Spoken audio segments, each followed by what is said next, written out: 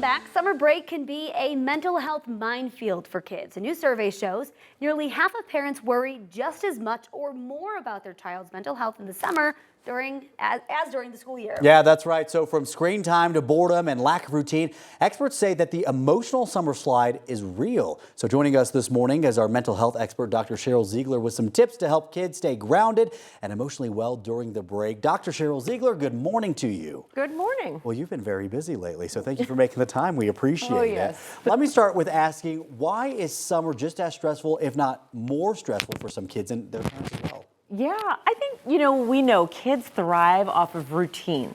And so their routines are thrown off, their social interactions with their friends are thrown off, right? Even sometimes their mental stimulation. You get mentally stimulated at school, not just with the academics, but also that social part, the playing and the learning, the social part. So it's really something I think very interesting for parents to start thinking about. We think of the summer slide. Everybody thinks about like reading and your academics go down. But sometimes emotionally, kids get thrown off too.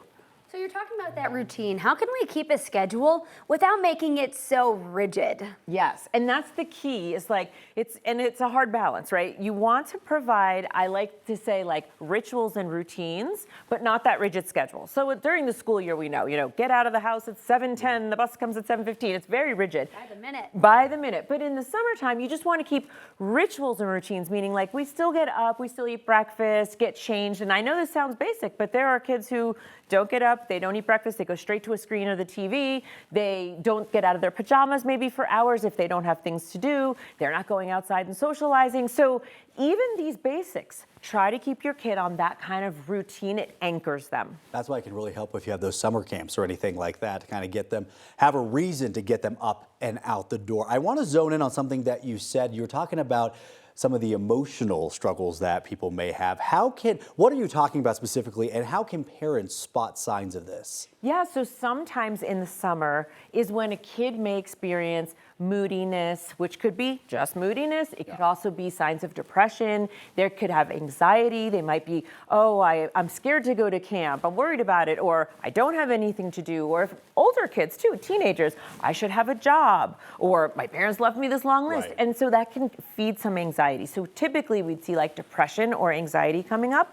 And depending on what the next school year is, those big transitional years, 6th grade and 9th grade, they could be anxious all summer. So look for the signs and symptoms. Irritable mood, change in mood, appetite, sleep is huge. They are withdrawing, they're not talking to you as much, they're not hanging out with any friends. You're like, what's going on?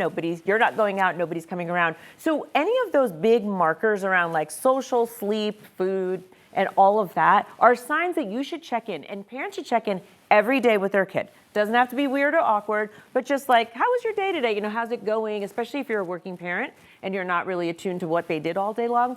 Just check in, because we really do see a lot of these emotions and anxieties come up throughout the summer. And with just a couple of seconds left, last question for you, Dr. Ziegler. A lot of times parents will default to a screen, right? Because that's just easier. How do you avoid the screen time without an all-out battle? Yes. Just set those limits. Use the parental controls. Be clear. You can be on for 1 hour or 2 hours, whatever you're going to set. Set them and then help them figure out what they're going to do with the rest of their day. Yeah, okay, absolutely. Good advice right there. Dr. Ziegler, thank you so much for coming in. We appreciate it. All right.